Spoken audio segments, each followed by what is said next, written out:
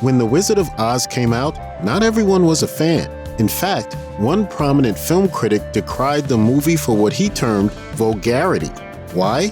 Keep watching to find out. When The Wizard of Oz made its official world premiere in a limited preview run in Oconomowoc, Wisconsin on August 12, 1939, it was a big deal, or rather an even bigger deal than usual.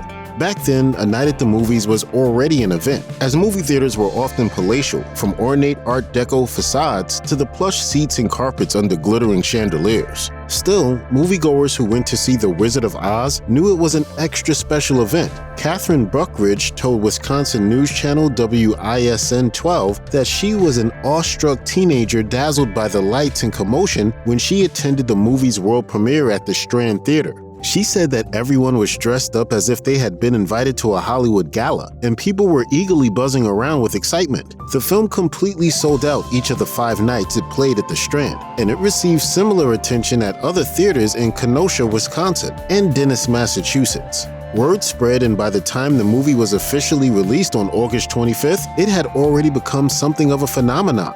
We just want to be clear. There is some controversy as to where the real, very first showing of Wizard of Oz was, but regardless, it wasn't in New York or LA, or even Kansas. Toto, I have a feeling we're not in Kansas anymore. Much of the buzz around The Wizard of Oz didn't come just from word of mouth though. A lot of it was due to an extensive marketing campaign. Just the circus-style movie posters were enough to generate excitement for the film, making claims such as it took 2 years just to plan it and startling balloon ascent. Even details about the costumes and special effects were blasted onto some of the posters just to emphasize how unbelievable they were. Entire articles were written in magazines and newspapers as advertisements. MGM spent a massive amount buying ad space in every publication it possibly could, printing full-color Kodachrome cover art. Merch also appeared in some unusual places. In her history of t-shirts, branding expert Alyssa Mertez notes that the first promotional t-shirt ever was made for The Wizard of Oz. You can actually see it in the movie, made by Hanes and emblazoned with Oz in bold white. The shirt can be seen on 3 Emerald City beauticians giving the Scarecrow a makeover by refilling his stuffing. In the weeks following the smash premiere at the Strand Theater, The Wizard of Oz opened in theaters nationwide. As the Los Angeles Times noted, most critics were oohing and aahing over the spectacle of the film itself and its individual performances, especially Burt Law's antics as the Cowardly Lion and rising star Judy Garland's haunting rendition of Over the Rainbow. Some theatergoers who attended early showings in New York City got an extra surprise. Garland and other cast members actually made appearances in person to help promote the film. Needless to say, tickets were hard to come by. Though 1937's Snow White had paved the way for color films, making movies in color were still very uncommon in 1939. In fact, The Wizard of Oz was one of the earliest live-action movies to be shot in Technicolor. Scenes in the Land of Oz were filmed with 8 Technicolor cameras and used a Technicolor machine in theaters, which needed a trained attendant to operate it. Those who saw The Wizard of Oz during its first run remember the saturated colors as one of the things that stood out the most. Catherine Buckridge recalled to WISN 12, "That was very impressive because we had never seen color before." If you went to the movies often in the 1930s, you would have been used to sepia tones. Now, imagine suddenly being dazzled by the realm Dorothy steps into once her house crash lands in Oz. For the first time, you would see flowers blooming in every shade of the rainbow, the Wicked Witch of the West at her greenest, and those famous ruby slippers dazzling in the sunlight. Judy Garland was already on her way to stardom before the film that forever transformed her. Burt Lahr, Jack Haley, Ray Bolger, and the film's other stars were already recognizable during that era. There was only one mask used in the movie, for Ray Bolger as the Scarecrow. An original program given out at the Hollywood premiere states that makeup artists made sure viewers could easily tell who the actors were underneath. Fans at the time would have probably recognized Burt Lahr from starring in 1938's Just Around the Corner opposite pint-sized starlet Shirley Temple. Despite the heaps of makeup and fur that went into transforming him into the Cowardly Lion, you can definitely tell that it's his face under there.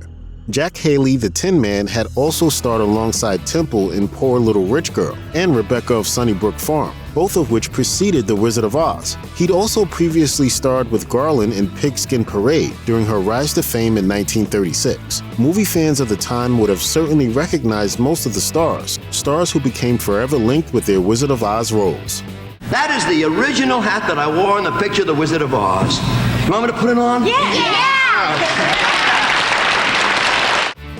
Even in an era long before music streaming, Over the Rainbow and We're Off to See the Wizard were instant hits. Over the Rainbow soon became one of the most demanded songs on the radio. What is now considered one of the greatest soundtracks of all time appealed to listeners from the beginning thanks to its whimsy. The wistful sadness of Over the Rainbow also resonated with audiences who could use something to take them far, far away from the hard times of the Depression, while We're Off to See the Wizard was catchy enough for critics and casual viewers alike to be skipping along to it.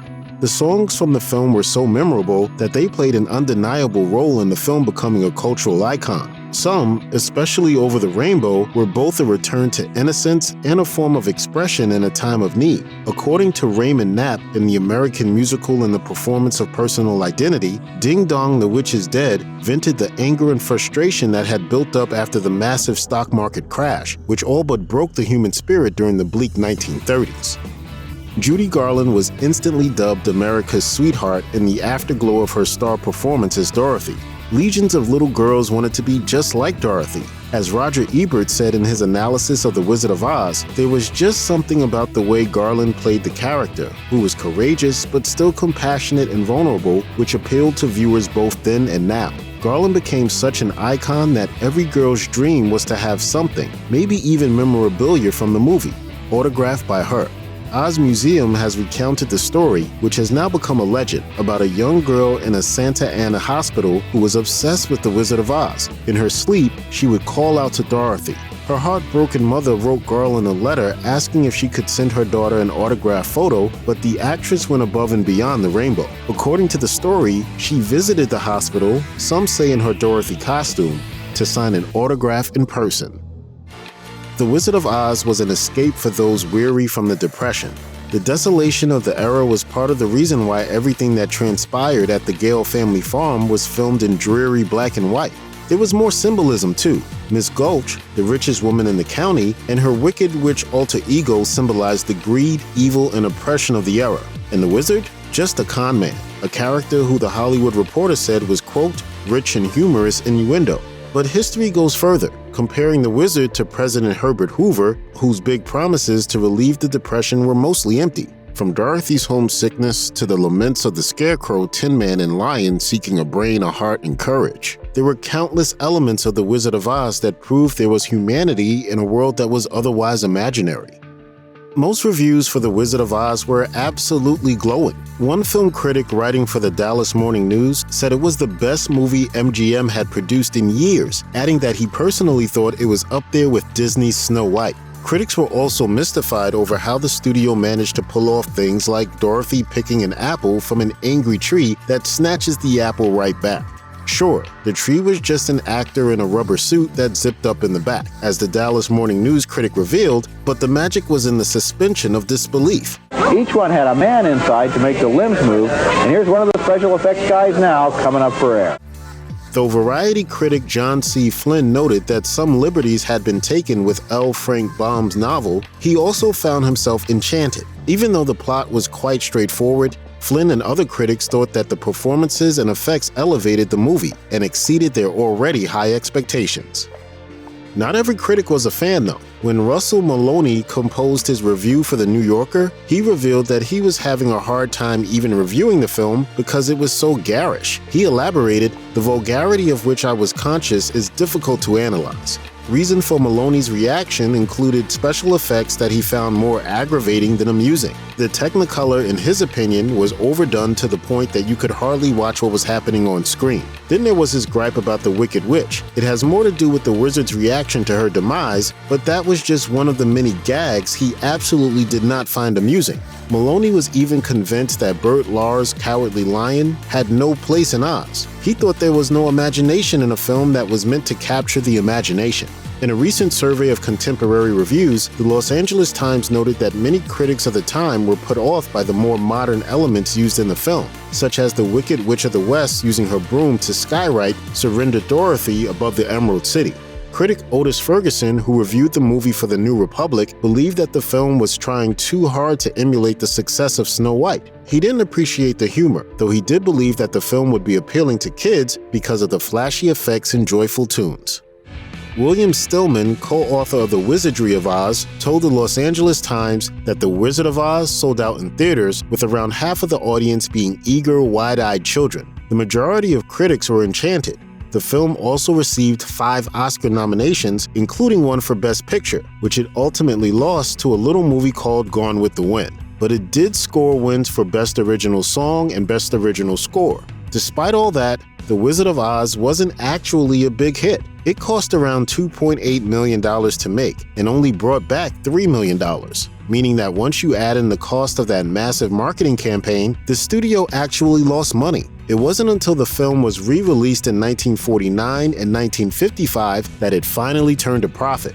Funnily enough though, the true source of the movie's lasting popularity is actually due to television. The Wizard of Oz first aired on TV in 1956 to a huge audience and brought in an even bigger rating when it aired again in 1959. Sensing a hit, the networks began airing The Wizard of Oz every year, becoming a beloved tradition for tens of millions of Americans to this day.